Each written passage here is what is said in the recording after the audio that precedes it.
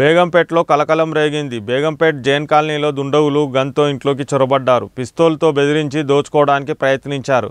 అయితే ఇంట్లో ఉన్న తల్లి కూతురు ఎంతో ధైర్యంగా తిరగబడ్డారు. దొంగలతో వీరోచిత పోరాటం చేశారు. ఊహించని విధంగా తల్లి కూతుర్లు ఎదురు తిరగడంతో దుండగులు బిత్తరపోయి అక్కడి నుంచి పారిపోయారు. దీనిపై కేసు నమోదు చేసుకున్న పోలీసులు దర్యాప్తు చేపట్టారు. 2 వ్యక్తులు వచ్చారు. వారిలో ఓ వ్యక్తి బ్యాగ్లో తుపాకీ పెట్టుకొని ఇంట్లోకి వెళ్ళాడు. దుండగుడు ఇంట్లోకి చొరబడంతో తుపాకీతో ఇంట్లో వారిని బెదిరించడం, తల్లి కూతురు దుండగుడిపైకి తిరగబడడం, వీరోచితంగా పోరాటం చేయడం, దొంగ చేతిలోని తుపాకీ లాక్కోవడం, దొంగలు అక్కడి నుండి భయంతో పారిపోవడం ఇవన్నీ సీసీ కెమెరాలో రికార్డ్ అయ్యాయి. సీసీ కెమెరా ఫుటేజ్ ఆధారంగా పోలీసులు విచారణ చేపట్టారు. ఈ ఘటన స్థానికంగా సంచలనం రేపింది. స్థానికులను తీవ్ర భయాందోళనకు గురిచేసింది.